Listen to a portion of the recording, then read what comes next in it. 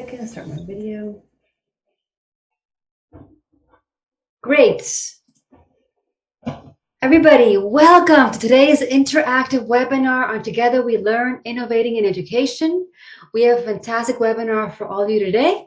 And let's begin by first getting acclimated with our environment, which is Zoom. So as you will see here in this slide, we have muted your microphone to avoid any disruption or noise for the webinar presenters. But if you do have any questions or have anything to say, feel free to use the chat that is available at the bottom of your page, of your monitor. Thank you, Natasha. Great. Before we begin, I wanted to say who's actually on the webinar presentation team today. I'll begin by saying who I am. My name is Ana Lourdes Herrera. I am the Group Head of Digital Learning at ISP. I've been at ISP for about almost a year now. I live currently in Netherlands. But I'll now hand over to Santiago and Natasha for their own presentations. Who wants to go first? Natasha, go first. Hello, my name's Natasha Kramer. I'm the Head of Secondary at the British School of Malaga, and I've been there for just over 3 years. Great. Good evening. My name is Santiago. I'm the Innovation Team Coordinator and Head of English at Newton College in Elche. And would like to thank you for joining us this evening and taking your time for this. Thank you very much. Thank you. So today's webinar will be about 3 main questions. The first one is, what does innovation in learning actually mean? The second one is, how does technology fit into active learning models? And the third one is, what does this look like in practice? So I'll now hand over to Natasha for her fantastic session on what does education mean for ISP. Thank you. Thank you, Ana Lourdes. So I just wanted to give you a little bit of background as to how we view learning in ISP. If you've been parents at ISP for a while, you may well have heard this before, but as we say, learning is repeated experiences, so it helps to reinforce the information that we're trying to give you. So I wanted to start with this very pertinent quote by an educationalist called Alvin Toffler, where the illiterate of the 21st century will not be those who cannot read and write, but those who cannot learn, unlearn, and relearn. And that is really very much the case. It drives our philosophy here at the Laude Group and at ISP generally, about the fact that learning is key, and as adults, just because we have finished formal education, it doesn't mean that we have actually stopped learning. The people who are most successful are those who can keep learning throughout their lives, and that motivation, that drive is what we want to instill in our students as they move through our schools. And we actually asked staff at Laude Newton College what they saw the key abilities, the key behaviors, the key characteristics of future learners. What, as our students move into their adult lives, what are they going to need to be? And they came out with these as their top 10: resilient, respectful, communicator, open-minded, etc. And what's very, very interesting is if you compare that with the list that the World Economic Forum came out with when they tried to identify their top 10 skills for students as they enter the workplace in 2025, you'll see that there's a huge amount of overlap. Certainly, that it may be expressed slightly differently, but there's a lot around thinking, around resilience, and around social attributes like leadership and social influence. So what our teachers are identifying in our schools chimes very much with this worldwide organization when they're thinking about the sorts of people that they might want to employ in the future. And these skills, the ones identified by us at the Laude Group and those identified by the World Economic Forum, all have something in common. They are human skills. They're uniquely human skills. And that is what we want to talk about today. It's not about technology for technology's sake. It is about using the technology to develop these very human skills so that our students can be the best lifelong learners and the best equipped for when they leave us, when they go on to university, or when they go on with their lives. We want to use the technology to help them to develop these skills that you see here, so that they can really stand out and give them the skills to be happy, effective, resilient for the rest of their lives. Now, this means for us as teachers, and probably for you as parents as well, a certain amount of paradigm shift. We really do need to think about how we view education. We do not want students to be viewed either by themselves or by us as adults as buckets that teachers need to fill. My students don't come into my classroom devoid of any knowledge, waiting for me to fill it with stuff. Actually, what we need to change this. We need to look at, really, it's not about what the teachers cover in the lesson. It's not about all the information the teacher is able to take out of their head and put into the student's head.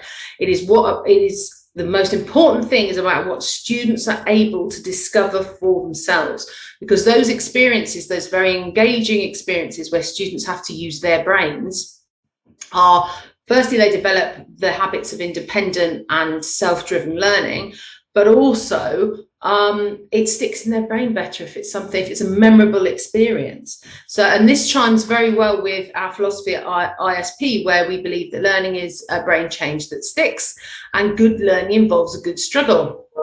And that basically means that we want the students to do the work. We want the students' brains to be active and engaged in the lesson, because if you are sitting and making notes and a teacher is just talking at you, your brain is not engaged in the same way. As you have to really deal with that information, interpret it, think critically about it, discuss it. Your brain is far more engaged, and you are therefore far more likely to learn in a far more effective manner. But how do we get there? How do we make that paradigm shift? And I'm going to hand over to Santi now to talk a bit more about how we put this into practice. Yes, thank you very much. Well, this is actually the question, right, that we always have. We're trying to get to a new point, a new direction, and with new methodologies maybe, and we don't know how to actually get there. So we actually see now this paradigm shift that Natasha has been talking about, and for students to be able to promote the skills and these characteristics, and Gatha and actually foster these characteristics that we've been talking about before. The students, they have to be the center of learning, right? This should be the most important thing in their learning. They are the ones who are going to build their own understanding of the world. This is based on this concept, right? We must modify our approach away from maybe more traditional teaching, like you see in this image, where the teacher is the let's say the sage on the stage, and get away from that and be more, let's say, the teacher as the guide on the side. We are the ones who are going to provide with certain ideas, but the students are those who are responsible for the learning, and the ones who are going to construct and build their own understanding by talking to them, to their peers, by communication with each other and with the teacher as a guide, right? And based on this concept, well, we have to modify the approach away from the traditional teaching and complement it, and in many ways maybe even replace it with a model which is focused on the students themselves, right? So the objective should be that achieve students to build their knowledge based on different active forms of learning. And here's the key teacher, the guide. Students have the possibility of interacting and actually build their own learning process. But for this, we must change a little bit the approach of education, right? The teachers, the students, and the parents, we all have to work on that. It is often asked how technology actually can help us in this path. And this is a question that is actually often asked by, and especially by parents, because students or children, your children are constantly involved in technology. And sometimes we don't even know that this might have also an educational purpose, right?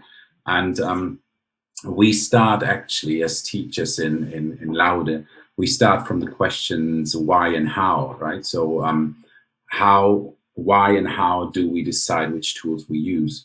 And these questions show that that they are actually tools. Okay, technology is a tool. It's either digital or analog if we're not using technology, and it's exactly that, tools to achieve something specific, as Natasha said. So the approach must always be to start from the methodology and then look for the appropriate tools. Not doing something with an electronic device, like for instance an iPad or computer, it is automatically better than doing it without it. Sure, we want to promote the students' digital competence, as it is also one very important competence in the Spanish and in the British curriculum. But always starting from an appropriate and personalized learning path. That is, I think, the of essence here, right? And technology has helped us to create this content that we could not create without technology. We will show you later a few examples so that you can make a picture of it by yourself. And I think that if it doesn't provide us with something additional, an additional value, then it has lost its meaning, technology itself. If it doesn't help us to increase learning and to create this endurable learning, as Natasha said, then it's not to be used. Okay, and this is something that students, teachers, and parents will experience in our schools as well. So here you can see, for example, that that we actually would like to create with technology different aspects of learning. Okay, we want to foster creativity in students' life and minds. We want to foster their critical thinking whilst they are actually creatively undergoing learning processes. We want to foster their collaboration skills when they have to explain these or work on these solutions they're going to create to problems that they might face. And we want them to be able to actually communicate these findings in a proper way, either written or orally.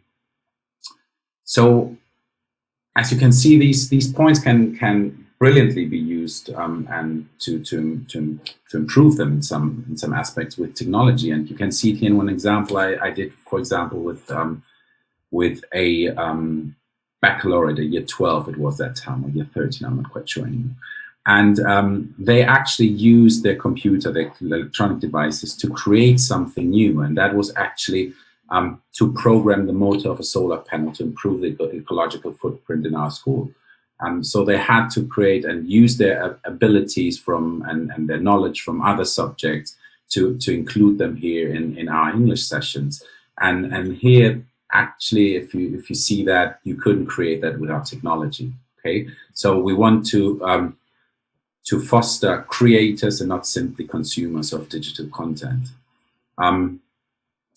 That's another big point here. And if we have realized something throughout this last year, is actually that this direct face-to-face cooperation is sometimes very complicated. Okay, now especially talking about COVID restrictions, it's very difficult sometimes to have these images in classrooms because these were pre-COVID. But that you have an idea actually that technology has helped us a lot to cooperate, even though maybe we couldn't be together because some students were at home, some were in school, or we were all at home. So it offers us to communicate both in writing or orally with our team members, and it allows us to collaborate directly in real time. This is something that maybe pre-COVID we weren't so sure that this was actually working, and we realized that it is absolutely enhancing learning if we use it properly. Another example, maybe, for example, here, this one, the use of technology to differentiate learning experiences, and maybe to be able to modify certain concepts of places of learning. So, for instance, there's a learning model which is called flipped classroom, in which you just change the individual and the group place where students learn. So instead of listening to a teacher in class, what they have to explain, and then doing the task, homework, for instance, at home, that is being shifted. And the individual place where the student is alone without help is being used by the teacher to explain certain context and concepts, for instance, via videos or text like that. Probably what we all did when we were younger, right, in school. we read a certain text to actually work with in class. So that's basically an old concept, flipped classroom, but it's being used very often now with videos.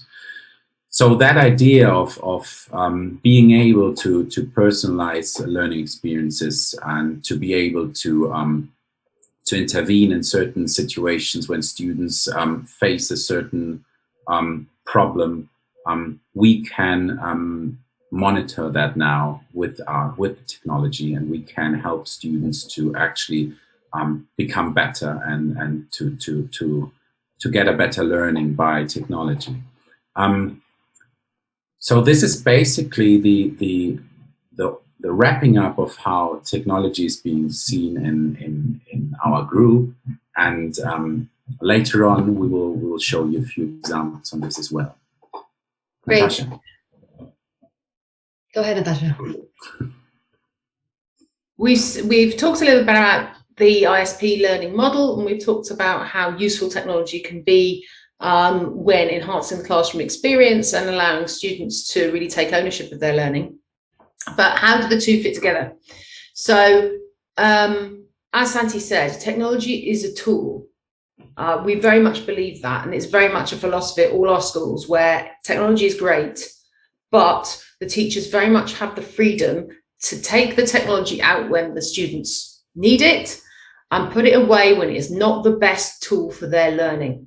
Because this is not a magic wand. Technology does not take a mediocre lesson and make it amazing. What it can do is it can open a window from the classroom onto the world.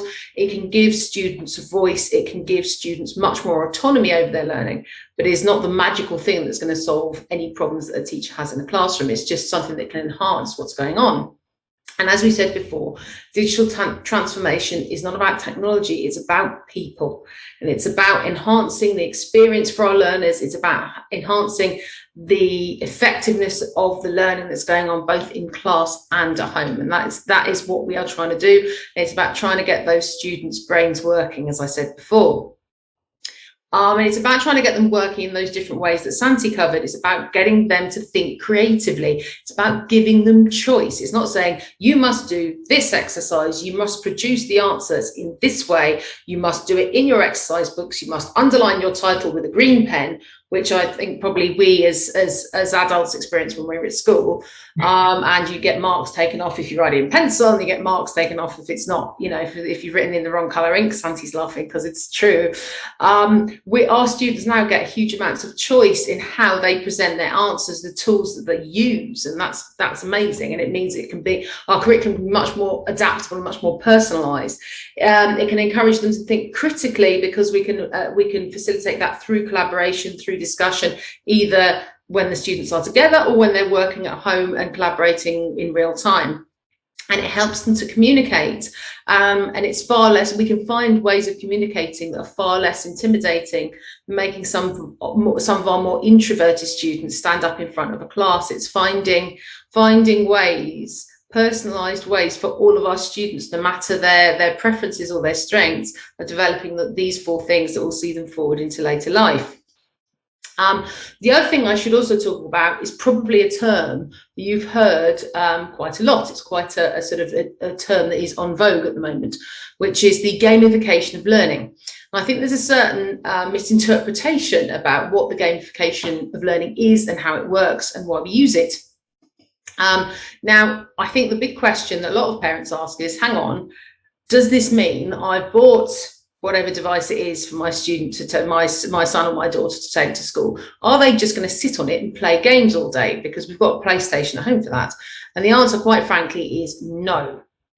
The reason we use these tools, these online, well, they call themselves games. They're not really. I'll let you into a secret. They're actually assessment in disguise. So every time my students play a game in my class, or what they think is a game or a competition or whatever it happens to be, or a quiz, I'm collecting data on them, not in a sort of a big brother way, but it's purely for formative assessment. And what I can see by them playing these games and then reinforcing that knowledge through those repeated experiences, I can see I've got huge amounts of information of a teacher as to who has understood what I've taught in my lesson, who hasn't, who needs reinforcement, who needs extension. And it's much, much easier for me to get that, and in a much more interactive manner when I'm playing a game or a quiz, and we're going to have a go in a minute, than if I'm getting a student to do a sheet. It is certainly a situation where everybody wins. The students are more engaged, they're having a lot more fun, so the experience is much more memorable, much more likely to stick in their brains. And I, as a teacher, come out with much more information, which allows me to adapt any future lessons to the students in front of me, and even adapt the lesson as we're going along. So I think the easiest way for you to see how effective this can be is to have a go. So the best thing for this, I think, is if you get your mobile phones out. If you've got a mobile phone sitting next to you, please can you get those out? And we're going to have a go at quizzes, which is one of my favourite learning games. I hope you can see that. And on your phone, just in the browser, please, if you could go to joinmyquiz.com and enter the code 981266, and that will give you direct access to my quiz, and you can play along.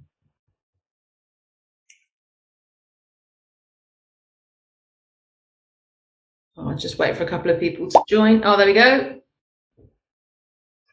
Thank you, Fiona. Let's see if anyone's brave enough to take you on. Oh, there we go. Hello, man. Just wait for a couple of minutes.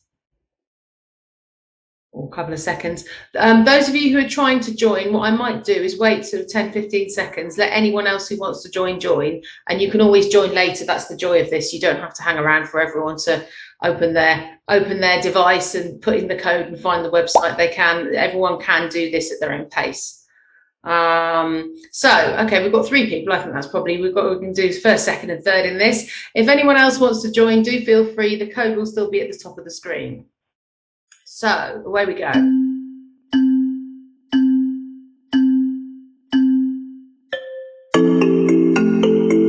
Music's really annoying, so I'm going to off. So what you can see here is as everybody answers, they're in this league, and this league is constantly changing. So it's really motivational for the more competitive students. They want to be number 1 in that league. For me as a teacher, I can see the class average, so I can see on average how well the class has understood the thing that I was trying to teach them.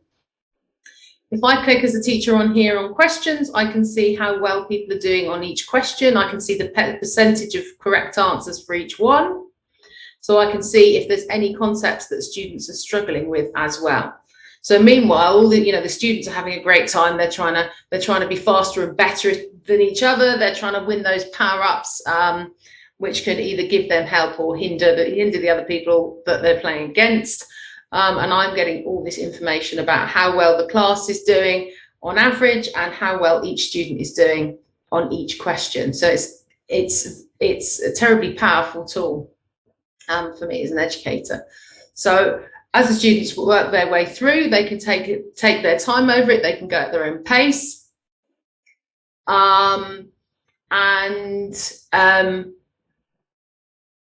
As we go along, we can start seeing this data coming in about how well people know Google, which is what about what this quiz is about. I've just had a question come in. Lourdes, am I okay to answer it while the quiz is going on? I'll take that as a yes. Go ahead. The question is, what is the impact of competition over cooperation in their learning? And I think the answer is you can choose. So this particular tool, and most tools, have different modes. So I've chosen to do competitive mode because I think it's more fun for a situation like this. But there's other modes that you can choose where they work in cooperation to answer the questions. And the other thing that I've been known to do in my lessons is say, right, the class has to have an average of at least X, otherwise we won't move on to the next thing. So then you encourage them to support each other, and there's plenty of learning tools like this where they have to work in cooperation or they have to work in competition. So I can use it for whatever I think is best. For whatever I'm trying to teach or whatever the class prefers in front of me. I have some classes that are very supportive and other classes that are more competitive. So you can see all the data that I get out. I get my first, second and third. I can see, it tells me what the question was they found the hardest, and I can see for each student which questions they got right or wrong. And so for me, as a teacher, I can download those results, I can share them, and I can reassign this quiz for homework to see if they can do any better. So they, you know, for them, this is a game, this is a competition, but for me, it is a terribly powerful way of assessing and supporting student progress. There's also lots of different platforms where you can ask group questions. So for example, if I'm doing a presentation, I can use a tool like this one, say, right, stop, right, I've just explained whatever it is to you. I'm a French teacher, I'm teaching the conditional to my year 9s at the moment. So right, I've explained how you form the conditional. Here's a verb, let's do it first person singular. How would you put this verb into the conditional tense? And rather than just one student answering, where you don't really know whether the other 15, 20 in the class know what you've explained, whether they understand it properly, if the whole group has to answer, I as a teacher know 100% sure that if they all get it right, they've all understood it and I can move on. So for me, quizzes and the gamification of learning has really made those repeated experiences a lot more fun and a lot more informative for me as a teacher. So I'm going to hand over to Santi now, because Newton are very experienced in digital learning. British School of Malaga, we're in our first year with students with one-to-one devices. But Newton doing some absolutely amazing student-led learning experiences, and I think it's really important that you hear directly from Santi what those are all about. Well, back again. So, so the next slide actually is going to show us a little bit the role that technology plays in our school in terms of the situations, right, that we face in an everyday. So it is always, if you take a look in accordance with the methodology, so learning is both motivating and enduring, as Natasha said. So what we try to create is actually real life context and everything based on the skills that and the competence that actually we think, and not just us, but also the national curricula that they think that are needed in the future, and we might agree with almost all of them as well. So what we try to give to our projects or units is a special meaning, so that students notice that it's a topic of their personal life, right? If they can relate themselves to something in particular, they will be motivated, and the learning will actually be will stick, and it will be durable. So starting from there, we try to include tasks and activities which promote the different skills and abilities that we mentioned at the beginning. And a good example for this is, for instance, project or problem-based learning, and often also service learning. So if you can go back one, please. So in the planning of the project that I'm going to show you in a bit, I try to include activities which promote actually the following skills. And if you take a look at the skills, they might ring a bell, because they are actually the ones that we said at the beginning. We want to create with the unit internationally minded students, open-minded students, good communicators by different activities that we plan for them, critical thinkers, and some other skills as well that were based on those. Okay, because as they are going to create a solution to a problem in cooperative groups, they will actually foster the problem solving and cooperation abilities as well. So in this project actually, which is a project for a baccalaureate English course, I thought about a service learning approach. And if you see here in the circle, you can see 4 different descriptions of models and of methodologies that we include in that project. Okay, so we started actually to create this unit as a cooperative learning experience. So they're working in groups, in cooperative groups, and they have to try to solve a problem and create something which is for society. Okay, therefore service learning. they are undergoing a certain steps in their problem solving, in their creation of the final product, which are actually according to the design thinking circle. They have to create an ability of a routine, of a thinking routine, and therefore we use thinking-based learning organizers, which actually gives them certain routines, which are always actually the same. You start by doing this, then you do the next step, then you do the following, and then at the end you've got a really reflected thought process after you've undergone this.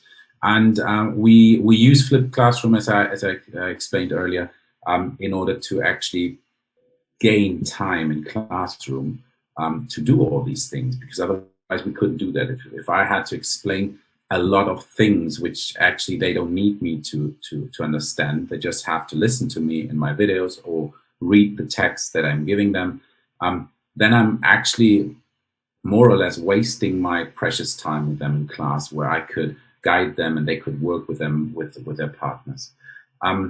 So in the project now that I'm going to present to you, all these things have been thought about. Okay, the project is called Project Help. It's a project in cooperation with an NGO called Open Classrooms, Aulas Abiertas, which is actually created by a good friend of mine and fellow teacher from Seville, Manuel Jesus Fernandez. It's a project in which the students will create in cooperative groups school material for refugee children and adolescents who have just arrived in Spain or who are still in refugee camps. If you want to take a look at that, feel free to scan the QR code if you feel like. Okay. So the parts of the project actually, and this is quickly explained. The goals, first of all, is understand the world you're living in. So you see this real life link. Its problems, the different factors which create them, and the consequences for their daily life. So you see that there is this link to their personal life, and you will see, for instance, that we have this cooperation, as I mentioned, with the NGO Aulas Abiertas. I'm going to show you now a few screenshots of the project, because it's a huge project and it would not have enough time, but feel free to take a look at the website and just get in touch with me if you want to. So the project is they would have to create certain school material of free of their choice to help 4 to 18-year-old refugee children to understand our society a little bit better, our society, customs and traditions, to create this cultural understanding and have, let's say, to have it a little bit less problematic to adapt to our society. At least that is the idea. As I said, to create this final product, this school material, they undergo these 4-5 steps. They empathize with the problem. They define certain aspects that are necessary for it. They ideate all the little details, how to create this project, and then hands-on they create it. Okay, sometimes we find ourselves in the technology room creating physically the models of certain projects, as you saw before with the solar panel. And very often it's just brain work and moving and asking people, getting in touch with people outside of the school, in town halls, in companies, writing formal letters to ask for help, etc., etc. Then they create the prototype, which is going to be presented in class. So we foster the communication skills here as well. And they get the feedback. Okay, they learn to work with feedback. They learn to get feedback, constructive feedback, and to apply that feedback. With this feedback, they try to improve this, and we do this several times so that at the end the product is hugely very, very good, because they've undergone these few feedback sessions. Here you can see, for instance, that we are also working on content. So we're working on grammar, we're working on vocabulary, we're working on newspaper articles, and we analyze them. So you see that for doing this very often, it's needed to do it flipped. In my case, because the grammar, I'm going to use it in flipped classroom. I'm recording my videos. There you see a little thumbnail of a video. I'm recording how the grammar works. I'm giving out the grammar in a video, and in the next session we do exercises on them, because that grammar is the grammar they are going to need for this product. Okay, the tools to actually get there. You see here again that we're working on very different aspects in the project. Not all the sessions are working on the project. Some sessions a week are working on the basis, like here, for example, in this image, we're working on argumentation. We're working on, in this case, for instance, with different thinking-based learning organizers, like the parts and the whole. What are the parts of an abstract? In this case, what is citizenship? What does it involve? All the little parts to understand the whole better. And all these little things build actually up for them to create a good product. So sometimes it seems like students are not working, as we're not working with books in my case. So we're working basically on projects in my sessions, in my subject. So I'm going to provide them with material. They might come up with good material as well, which we include here as well. So, for example, that TED Talk and the Refugee Stories podcast, that was by a student, found by a student. We included that as well, and everybody looked at that. So you see that there is a good relation to the topic. We sometimes have also Twitter chats and things like that we actually use social media in a safe way. So anonymized accounts without any relation to the students in baccalaureate, again, not in the younger ones. To actually create these conversations also with people outside the school, or everything moderated, so there's no problem. So basically, if you might think, well, what is the result of that, right? So what product can actually come out of this? So I'm showing you now one thing that is actually little cards that one group created 2 years ago. It's the Span-English alphabet, they called it. And actually what they did is they created, for all the letters in the alphabet, they created little cards, little flashcards, which could have been hung at the room, okay, and in the school where this would actually where this would actually get into.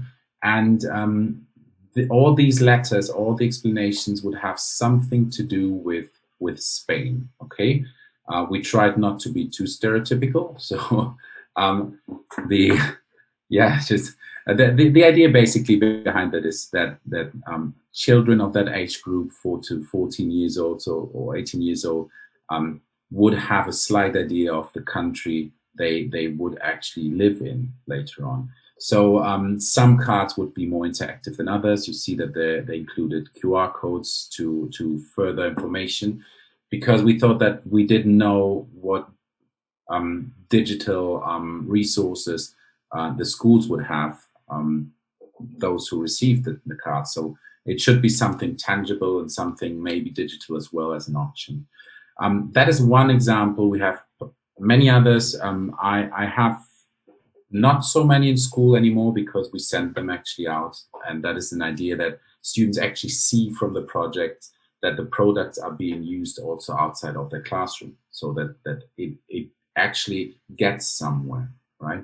And just to wrap this up, as I said before, we are actually aiming to get different learning spaces. Learning can happen anywhere, okay? It is not just fixed to the classroom. So the learning spaces are different today to those very often found in the past. In my case, I just had the classroom. We now can offer a little bit more, okay, because of the methodologies, the active methodologies that we're using, and the technology that we can also apply. So learning can happen everywhere, and we encourage students to aim for that as well. And as you see, we've got students running around the classrooms very often because they are talking to, well, not now anymore because of COVID, obviously, but before COVID, and hopefully after COVID as well. And that is a little bit the idea, what we want from our students to undergo on a daily basis. And if you let me wrapping this up quickly. So the most important points maybe for this webinar for you to take home or keep at home is that learning at in this case at our school, but in the whole group, is skill based. Okay, that's not just depending on the different national curricula like LOMTHE or the international curriculum. It is because society asked us for that. Okay, that's their reality and our reality. We see students as the center of learning, and our students grow by working and fostering these different skills like resilience, respectfulness, being open-minded, team players, problem solvers, critical thinking. These are basically the important things, the big ideas that we'll wrap around the units on. So, and how do we do this? Well, creating real life experiences as much as possible, promote a student-centered learning process, and actually making sure that the student is the center of their own learning, right? The responsible one is the student. And the technology nowadays will help us if it's purposefully used, always in context and with our guidance to actually get there and achieve these goals. And this is a little bit what we thought would be interesting for you to know. And if you would like to have more information, you have Natasha's email there and mine as well. Feel free to get in touch with us. And I think you enjoyed. Thank you very much to Natasha and Santiago. It has been a very inspiring webinar for sure for me, but I'm sure for all our parents on the call and our colleagues on the call as well. So just to maybe summarize today's webinar, so we began this journey by walking you through our future skills for our students, but also potentially for our teachers. We have then walked you through the how we are currently innovating our learning for our students through Santiago and Natasha's fantastic work. And so now it's exciting to see how we're actually doing this in practice. And we'll be very interested to know if you have any questions for the panel. Okay, we have some questions coming in. So could you please tell us about SEL in early years, Santiago and Natasha?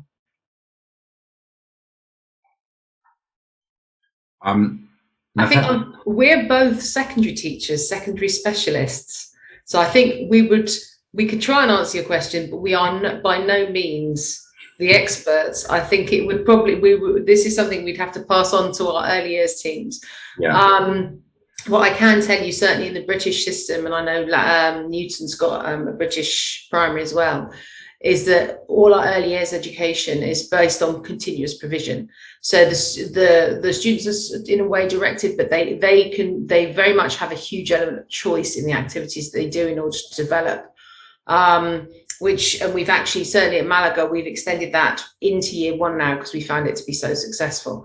Now, if you want more details about that, I will ask our head of early years or our head of primary to get in touch with you, because I'm by no means an expert. I am very, very much an expert in big kids rather than little ones. And I think maybe the same for you, Santi, as well. Basically, I do know that obviously it exists because we have got this help for students for all ages actually, and up to secondary. But this is in every school, I suppose, in our group. But I'm not sure how it is being handled in other schools. So sorry. If you need specific information on that, get in touch with us and we forward you to that specific person of that specific school if you like. Great. Any more questions from anyone?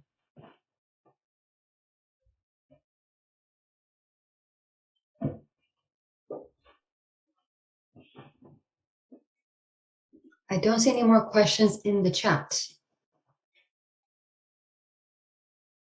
You can give them a couple of minutes to think and reflect. I've got a quick question for you, Santi. Well, what if we have given our attendees a chance to think, partly for them and also partly for me, as we're at the beginning of our journey and you guys are quite far along it. How on earth did you get from the point where, right, you've got devices in classrooms to the point where they're doing project-based learning, student-led, student-centered? Was it, it can't have been a quick process? No, it's been years. I mean, we had first an mobile learning group, which was 4 to 5 years, 4 years process, and now we have skipped into just innovation team. So it takes many years, and it's step by step, and it's a lot of education and training. It's for both. It's for all of us, actually, for all three stakeholders. It's for students, for teachers, and for parents. It's a whole dimension. But as I said, I mean, the idea has to come from what do we want to achieve, and how in terms of methodology, and then choosing the technology. It's always this, not just for the sessions. It's also for the whole project. Absolutely. But it's a long-term project. We have 2 more questions from the audience. The first one is, will students be graded on project or continuous assessment? And the second one, that depends. I think that depends a bit on their stage and the subject, and if they are being entered for an official exam or not, and the syllabus that they're following. So, for example, in the British curriculum, which is certainly my specialism, we can choose how the students are graded up until they're 16 years old. So absolutely, there are plenty of subjects in the British curriculum where project work is a huge part of what they're being assessed on, particularly in the more creative subjects. And continuous assessment, again, the grades that we generate, certainly from year to year up to age 16, is very much based on continuous assessment. Obviously, Newton's an IB school. The IB is huge on projects and continuous assessment. So do you want to give a couple of examples of that, Santi, because you're living the IB at the moment? I haven't for a little while. Yeah, I think I can answer both questions here, because it's very similar. I think that when everything you're not evaluating, you're devaluating. So I think that all the project and all the process is going to be assessed always. I mean, the project results and the products are being graded, as you said. They are being marked. Okay, the final product is a product. For example, I'm not doing exams. I'm actually not doing exams myself. I know others are doing it very often. I'm just trying to do absolute minimum what the international curriculum asks me for. But I can live without exams because I've got the project, I've got the product, I've got all the process from all students, I've got cooperative learning marks, I've got individual learning marks, I've got the final product, I've got writings that they had throughout, or videos explaining what they've been doing. So there is a continuous assessment, and so it's both. Continuous assessment is there, specifically in languages, and the projects are being graded. So the outcome of the product is being graded, and there's always a mix of individual assessment and group assessment. So you will always have a group mark. Part of your final mark is a group mark, and part of it is an individual mark. So, but this depends very often from this changes from project to project. And technology used in the end of your exams, yes, sometimes. It depends. Sometimes we're doing Google Forms as the way of answering to the questions instead of writing it down. Sometimes we're using the iPads just to see the exam paper, and then they write it on paper. And very often they have to record, for example, something on video, and that is a video like a role play or just a reflection on something they've done, and that is created by technology, and that is at the end a graded piece of work. So yes, it depends a little bit what everybody's doing. Yeah, but to be quite honest with you, I don't think technology will replace pen and paper for assessments and exams 100%. until the external exams that they take, either selectividad or the A-level or the IB, become online exams. Because with the danger is that the students effectively, from, if you go to the gym, you have to lift weights to be able to strengthen your muscles and then be able to write. To lift heavier weights for a longer period of time. It's the same for writing. While the students still have to do pen and paper exams, either while they're with us for their university entrance or while they're at university, we have to keep them using pen and paper, partly because we want them to sort of keep those muscles up and running, and partly because some of the time it is the best tool for the job. So it's still very much a mixed approach with assessments, mainly for practical reasons. We've had another one. What resources students use to follow the British curriculum? Do you produce your own resources which students can review at home? Again, that depends from class to class. There is one of the things I really like about the British curriculum, certainly up to year 10, which would be tercero de la ESO. There is a huge amount of flexibility in it. So teachers can choose to use pre-produced resources. They can choose to produce their own. One of the advantages of using something like Google Classroom, which I know that Santi and I both use, is that any digital resources we produce can be on Google Classroom and organised for the students to review later. And it really depends. It really depends very much on what the teacher sees as the most effective way for the students to learn whatever we want them to learn at that point. So, and it gives variety and it gives choice, as we said before.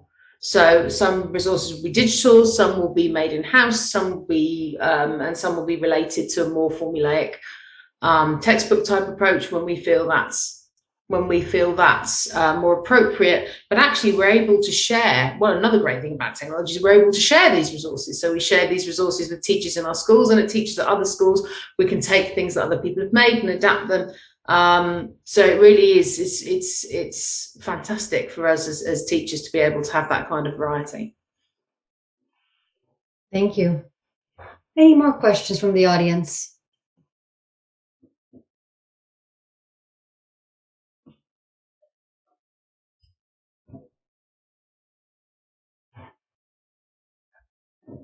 There are no more questions as of now.